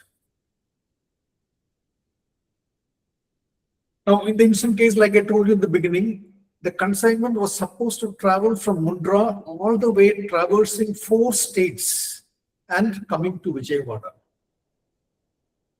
Now, what I want to draw your attention, friends, is that there are so many central agencies as well as state agencies operating in these 4 states. That is Gujarat, Maharashtra, Telangana, and Andhra. Not one agency could get an information about this consignment. Such a huge consignment coming in. Of course, the idea was that after clearance from Mundra, it would not travel to Vijayawada. It was supposed to take a detour and go to Delhi, because the consignment was originally intended to go to Kashmir. Next. Anyway, the DRI caught it, and it has become one of the biggest seizures. But what we all forget also is that a similar consignment passed through earlier. So you can understand, the complexity of the whole situation. Now, a very common question asked is, why could not the customs detect this? Natural. Now, the problem is the world has changed. It's not like what it used to be in 1970s or 60s. Today, entire container traffic all over the world is hardly checked. Whether it is Rotterdam, whether it is Dubai, whether it is Singapore, nobody believes in blocking the traffic. Just because you have a suspicion that there might be contraband inside, it doesn't mean you have to stop a ship and a container. Stopping a container is a ship is very, very a gigantic thing. Even a small traffic jam on the highway, you just imagine. It's like that. It's worse than that. It will create an international commotion if you start doing that. So what we have is, we have like modeled on the US lines, we have a National Customs Targeting Center based in Mumbai. So any bill of entry, any shipping bill which is filed in any port in India, it automatically goes to Mumbai, and the computer decides whether that container should be opened and examined or not. The customs staff there, they have got absolutely no discretion. Unless there is a specific information and you get clearance from the higher officers, it is not possible for any lower level staff to detain a container consignment for examination. So those days are gone. So that is why we are not able to detect many of these things, because unless the computer red flags it, the staff, they have got no discretion in the matter. So this would give you a brief idea of the volume of drugs trafficking that is coming to the maritime dimension. We will just close this presentation with a quote from our Honorable Prime Minister. Next slide, please. Terrorists are linked to money laundering, dirty money, drug dealing, arms trafficking. We have to ask ourselves, where do terrorists get their weapons from? Where do they get their communication technology from? Where do they get their financing from? These are some of the aspects where I think the entire international community needs to come together and put a complete stop to access to these three key aspects by the terrorists. This is given by our Honorable Prime Minister, Shri Narendra Modi ji. So with this, kindly permit me to conclude my presentation. I hope I have been able to do full justice to the faith reposed in me. Thank you very much, all of you. Thank you, Dr. Shreekumar. You really gave us the full presentation how the maritime route is being used for transportation of not only illegal drugs, but other things like illegal weapons, etc. The thing which you have flagged and where we really need to think about is that, first of all, we are unable to check the containers or other contrabands if they're out at sea because of the rules and regulations. That is one of the major concerns.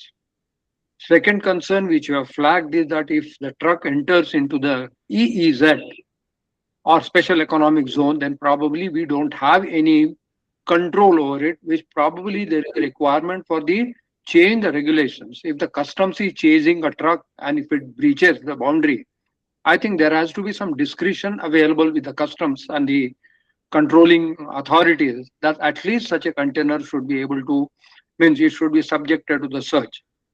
And thirdly, you have pointed out the limitations on the checking of the container traffic. I think probably we'll have to find some novel ways, because if people know that checking of containers is not lax, I will say, but lack of jurisdictions in reality, then probably there is a think tank. As a think tank, we have to think over this and find ways of controlling it. I must thank you so much for giving such a elucidated presentation, which really tells us the issue and how it has been tackled. And the Mundra Port case study was excellent. Thank you so very much for your presentation. Now it's my honor to invite the last speaker, Mr. Vicky Nanjappa, and he is going to speak to us on the final aspect of all this narco-terrorism, the organized crimes, the terrorism, narco-terrorism. And I'm sure he will give us the glimpses of what this terrorism pertains about and what are the measures one could take so that we can keep our maritime security and other national security in a good hands. Thank you so much. Floor is yours, Mr. Nanjappa. Thank you, sir. I am audible. Yes, sir. Audible. Yes, sir. Thank you. Topic on organized crime, terror groups, and narco-terror, especially in Kerala and Tamil Nadu. Now, these two things operate, kind of individually out here, because the terrorism in South India has been more radicalization-driven, where we've seen recruitments happening into Islamic State and, outfits like Aluma, carrying out the Coimbatore blast, and the first known Islamic State recruit was also from Tamil Nadu. Now, when we speak about the narcotics scene out here, in fact, it had a very interesting beginning. It started, a couple of 40, 50 years back, when, the Kodikarai fishing port in Tamil Nadu was, used as a transit point where the Sri Lankans would get in opium and take BDs from here and, take BDs back. So that was the first known smuggling route in South India. Now, that route pretty much continues. And today, what has happened is, while Sri Lanka remains a transit point, for drugs to be smuggled into India as well as outside India, Kerala has also joined the bandwagon today. So today, I would say that the scale of narco smuggling which is happening in these two states has really kind of gone up. And if you see those recent busts which happened, at the Andaman Island, where the agencies have, valued it at 6,000 crores worth of meth, and, directly connected it to a Mexican cartel being run by El Mencho, was recently killed by the US and the Mexican forces. So it's reached to that particular scale. But what I have noticed is I have not seen the drug cartels and the terror groups, working in tandem. Like, I wouldn't see a case where a PFI or an Aluma was involved with any of these cartels. So that is actually a bigger worry out here. Now, I'll start with the narcotics point, where, what has happened is it reaches Tamil Nadu and Kerala, and then, it is transported by road to the northeastern states.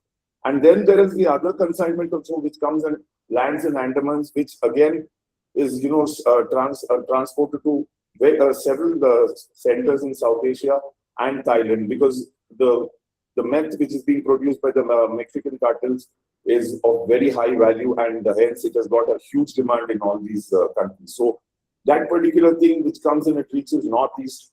And Kerala also, the thing is, it's been sent by a friend, because it's got a huge diaspora which lives abroad. So when they come and they push it in through there, one. So, they push it in large numbers. And so there are many misses which happen by the agencies. Although saying that now, if you see, when we are fighting this whole thing, what is Nasha Mukht Bharat, I see that the busts are far more, compared to earlier. Although I'm not saying that the problem has been completely sorted out.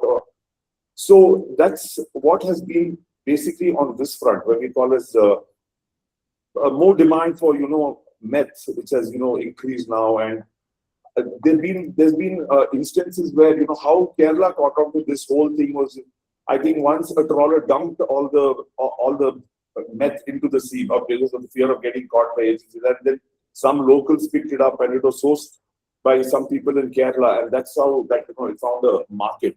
So it has been happening in this one, and I would say the role of likes of the Dawood syndicate and all are pretty less when compared to the other individual cartels which are operating. And yes, in Tamil Nadu, there was a DMK a former councillor that said, he was also part of this. He was arrested. So there was a lot of political pressure also, which had kept the agencies a little quiet while dealing with this problem. But the most famous route, if I say, is Sri Lanka, Kodekere Port, Tamil Nadu, Kerala, and then the spread into the rest of India. Now, of course, all this money is definitely being used to fund terror, because that is the primary source of funds, that is counterfeiting Indian currency and meth. Now, coming to the terror scene, which has remained, I mean, it's very, very different in South India. I see, talk to a lot of people, they talk about the scenic beaches and the temples and all that, but the extent of radicalization which has taken place out here is actually of alarming. It's kind of alarming. I mean, I can give you instances. The problem, what is happening is there's not, like when you see in Jammu Kashmir or the other places where all these modules are coming up, out there what you see, the dedicated recruitment camps. Now here what has happened is these groups have managed to capture the imagination of a lot of youth, because that's explained why 21 people just woke up one fine day and left to join the ISKP in Afghanistan. So now we had a problem of a PFI in South India there. Now, what PFI would do is, basically they had a pretty much same principle as what the Islamic State follows, like, the Sharia law and, these kind of things. Now with the ban, the space is wide open. There are outfits like Grace Movement, like Al-Qaeda, which is trying to grab that space. There's, of course, the Islamic State, which is trying to grab that space. And also, Aluma very recently, from Pakistan, actually, through some encrypted channels, announced that they wanted to make a comeback. Now, again, if you see, the thing is, when we need to control this issue, say both narcotics and terror, I would say that the agencies need to work extremely closely with Sri Lanka, especially, because that is the primary route.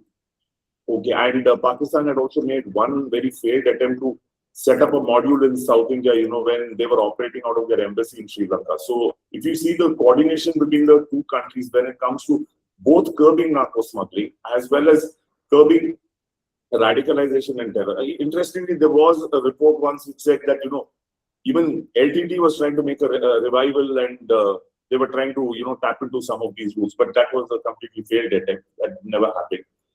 So if you look at it, it's the same thing which happened. If you take the Easter bombing which happened, Sara AI, he walked around pretty freely in Tamil Nadu, stayed a couple of months. He managed to radicalize a lot of people. And the result was seen in that failed Coimbatore and Mangalore blast. Mohammed Sharik in Bangalore and Mangalore and Jamil Shamuddin in Coimbatore. So these are all lone actor terrorists, if I may say that. Problem is, I would say that these are two very concerning issues where it comes to South India. But surprisingly, I'm not finding a very direct link that the terror groups and the narco cartels are working in tandem with each other. There could be some amount of cover which is being provided to each, but working together and supporting each other's cause is not something any investigation has pulled up so far as of I know. But yeah, two very serious problems, and Kerala, of course, which, gold smuggling seems to have dropped now, and drug smuggling has gone up because they consider it to be more a lucrative business. But I'm sure the agencies will figure this out. A lot of routes have come to light. The routes that have been taken through the roads, which they're using to circulate to the rest of the country, those routes have come to light. The sea route is pretty much, known to all the agencies now, so they are able to tackle that better. But again, I think it is the internal rot is what needs to be controlled, because there are scores and scores and scores of operatives operating in Tamil Nadu, Kerala, and in the rest of South India who, coordinate very well with each other and, manage to move in the drugs there. Nothing compared to what we see about a Dawood syndicate does, but still it remains a problem, small or big volumes. But I would say that this thing, and there is another person operating in the Andaman Seas. He's being caught. He was an Elman show. This one, what is that? Aid, very famously referred to as Chinese El Chapo. So he's very much active, and they control the scene. The problem is the proportion with which these Mexican cartels, along with the associates, in India. In fact, there was an El Mencho meth factory which was busted by the Delhi police also. So you can imagine, you see the number of players that are there in this market, dedicated to South India, dedicated to North India. So these are the bigger consignments that are coming in is actually a big, big worry. And it requires a lot of coordination on the intelligence front with foreign agencies. More importantly, with Sri Lanka, our ties have to be really strong. Very glad that they have improved. In fact, it's very important to curb both narco-terror as well as radicalization with the help of these countries. But I would like to conclude on one note by saying is that I think when it comes to radicalization in South India, I think we need to make more noise about it, because it's such a silent danger which is taking place. Like, changing of mindset. There is no need for these people to even put in so much of effort to sit and radicalize them, because, they're all very self-radicalized. They get very attracted to the cause. So that is the thing. And I think these should be the primary focus areas of the agencies when we talk about these problems on the southern front. So that's exactly what I would like to point out, because South is currently becoming a very big market, not only for transporting drugs or smuggling drugs into India, especially northeastern states, but it's kind of becoming a transit point from where it's being picked up and sent to different South Asian countries as well as Thailand in very high demand. So I don't think we should be sitting and waiting to become one of the biggest transit points, so that the rest of the world can get the drugs from here. I'm saying there is work happening, but there's much more work which is remaining to happen. But on a concluding note, I would like to say that these are two things which are operating very individually. They don't, kind of intertwine. There are funds which are going into them, but outfits like PFI and all have not been picking up, collecting funds through drug money, because got huge donations which are coming in. But yes, in some cases, some terror groups may or may not be aiding these drug cartels or something. But I mean, they've kept they work pretty much in their own space. Huge problematic issues, both of them, but two very different issues, and both have to be, curbed, and the battle should be really, really strong against them. And it's extremely important that the intelligence agencies and central state agencies, that coordination is extremely important, which I've been seeing a lot, which is happening now when it comes to the issue of Naxalites and all that. The coordination is vastly improved. But I think in South, we have a problem with some states when it comes to coordination. If that can improve, then I'm sure the problem is solved. So that's what I have to say. Thank you for giving me this time. Thank you, Mr. Nanjappa, for pointing out the problems what are being faced in the South India. And the routes also which are specified, that they start one way from the Andaman Nicobar and come down, and other routes also which go right up to the northeast states. And the other problem which you have flagged, that was the vacuum with PFI, and the other agencies are trying to go into those shoes. So as you have pointed out, probably there is a requirement for the more coordination so that we are able to tackle this problem. Thank you so much for your speech and enlightening us. Thank you. I think, Rajesh, I would request you to take on the question first, and then we will conclude the session. Okay? Yeah, sure, sir. So the first question is for Rohas, sir. The question is, could CBDC pave the way for reduction in use of Indian currency for illegal purpose, such as in purchase of drugs or arms or other illegal products? Absolutely, that's a very good question, and definitely that is the biggest advantage of CBDC or even digital money, because when you have cash, criminals can hide that cash. But the moment it is completely digital, and now let's say it's on the RBI's blockchain, and your Aadhaar and other PAN and everything is linked to that, how are you going to hide criminal money? So yes, it is definitely going to make it very difficult for criminals, and that's why they're probably going to move a lot towards cryptocurrency. Rohasji, thank you for your answer. If you permit me, I would like to ask one clarification to you. If this particular deep dark web and the cryptocurrencies are going to create so much of problem for us, will it be recommended that some of your universities really focus on the dark web and the cryptocurrency business, and actually we run some courses or some research projects, so that as problems are coming in, we are also able to come up with some measures to control the menace? Absolutely.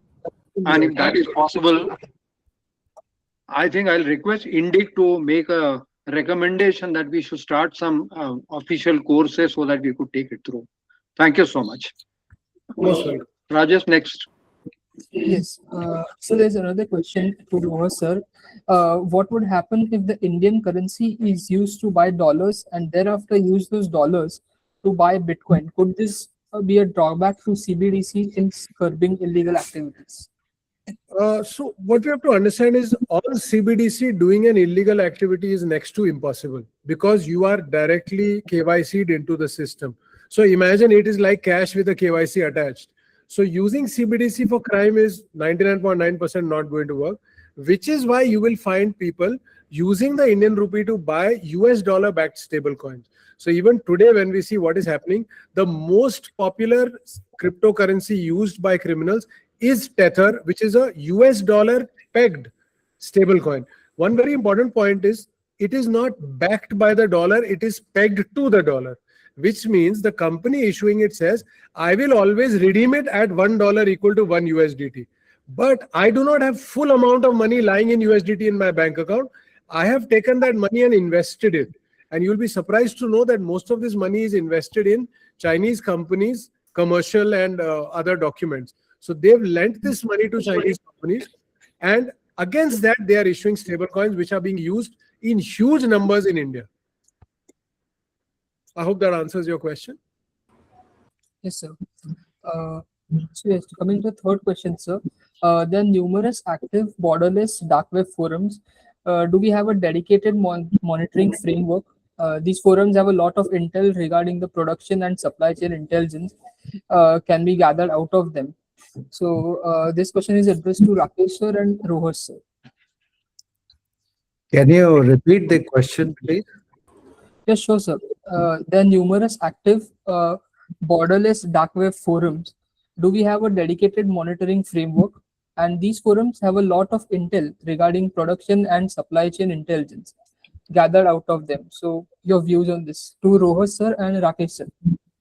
I'll tell you this. Narcotics Control Bureau is the nodal agency for Government of India so far as drug trafficking and control of drug trafficking is concerned. At NCB, we interact with various international agencies who are working in this direction, especially the DEA, the Australian police, UK police, Europol, Interpol, everything. So there is exchange of information. Even the joint operations are being conducted at times, so that the seizures are big seizures have been affected in India mainly because of this international cooperation.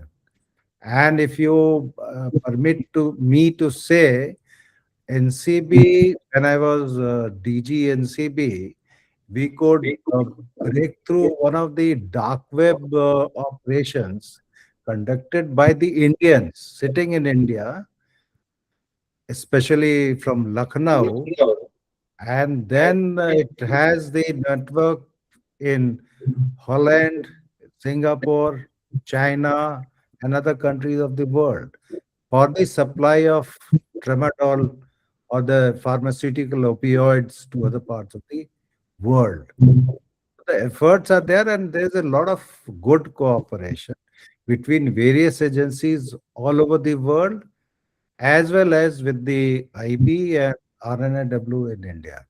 The seizures which are made in the high sea by the Indian Navy or the Indian Coast Guard, the information is generally provided by the RNAW because of their interception and other methods. And the pinpointed information are being given, and that is how the operations are being conducted on the high seas or the territorial waters by the Indian Coast Guard as well as the Indian Navy. Thank you.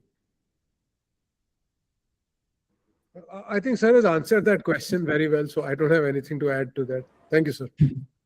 But I have one question to Mr. Rohas Nagpal. Yes, sir. Yes, sir.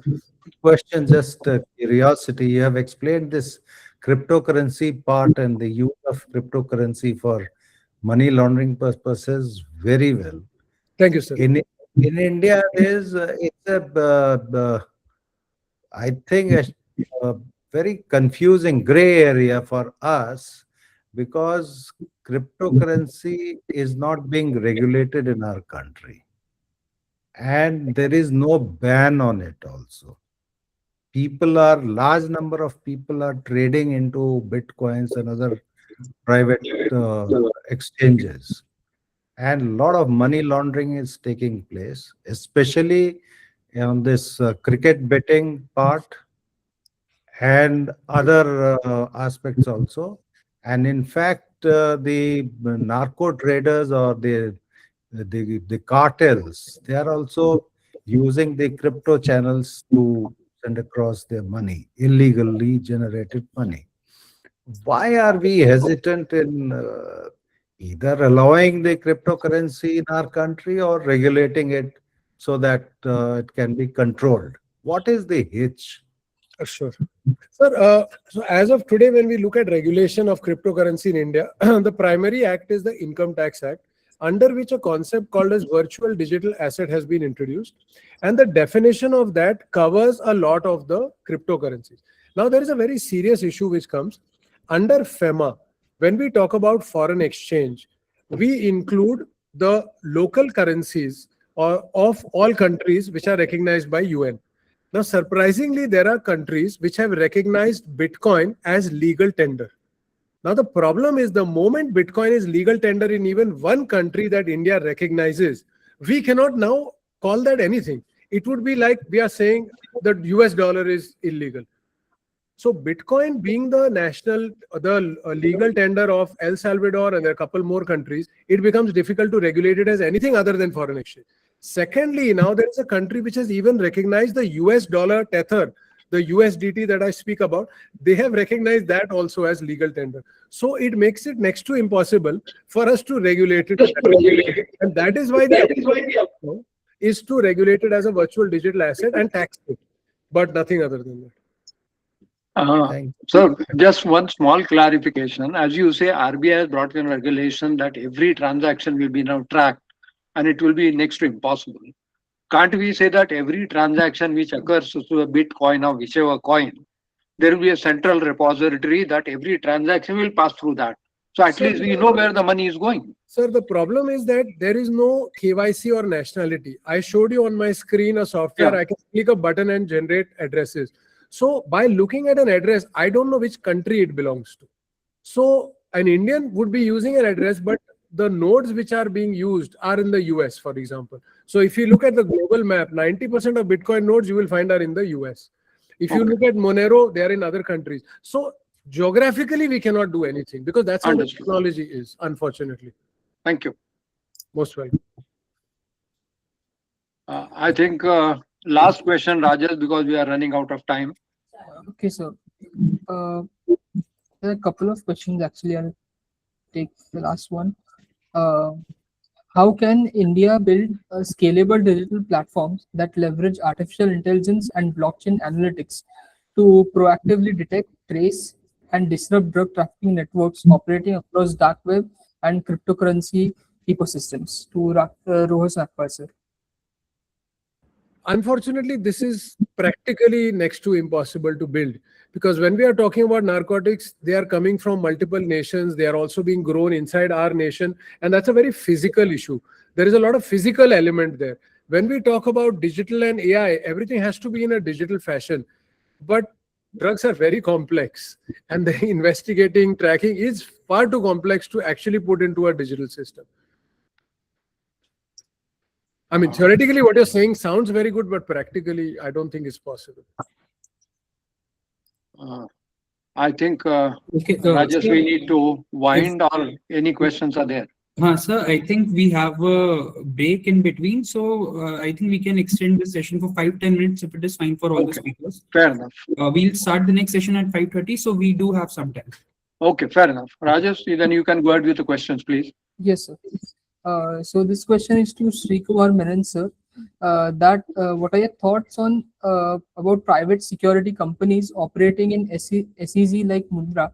How is the coordination between private security agency, state and central agencies in terms of safety and security in that SEZ in the neighboring and the neighboring jurisdiction?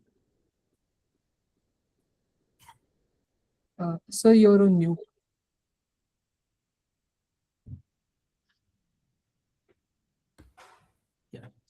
See, the jurisdiction of an SEZ, it may be functioning in a particular state. Now, for example, the one which I quoted of the truck loaded with the red sanders coming into the SEZ in Cochin.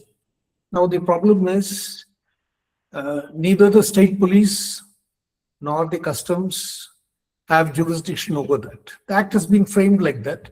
It was not because with any intention, but the government thought that whoever is functioning in the SEZ should have no difficulties normally encountered. But nobody thought that facility would be used for smuggling.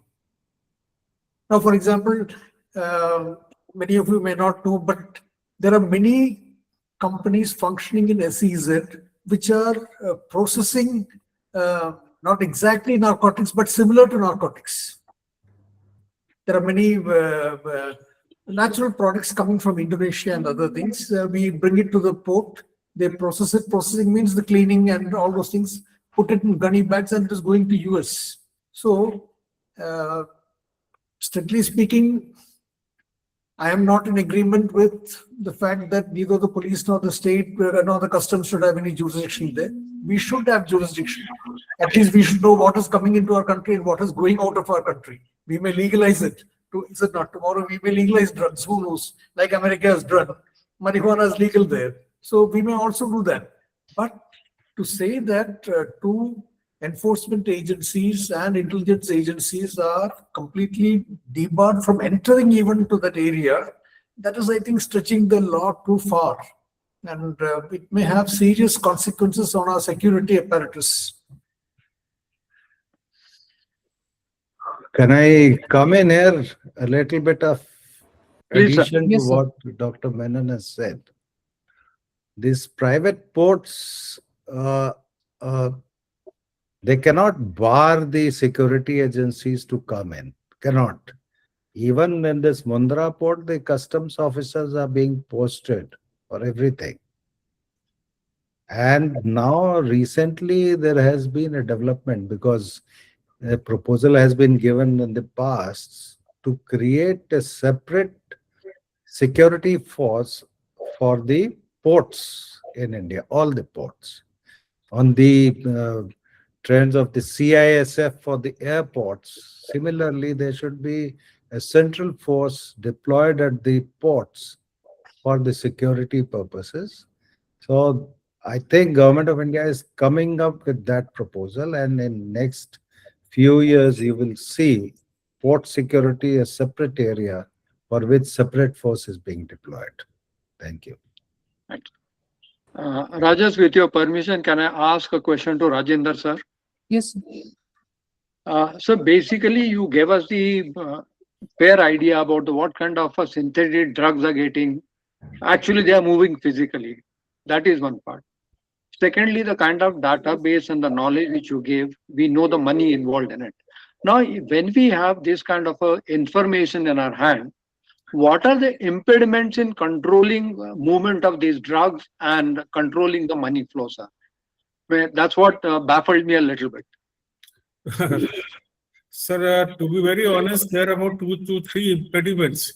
One of them is that this business carries on very peacefully in parallel to the other businesses.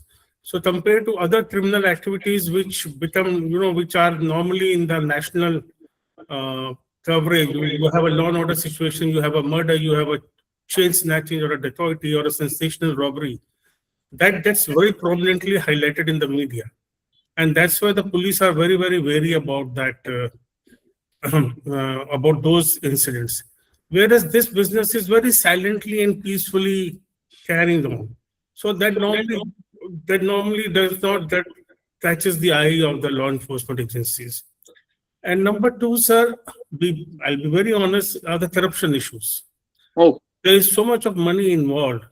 So there is also a corruption element also that is involved.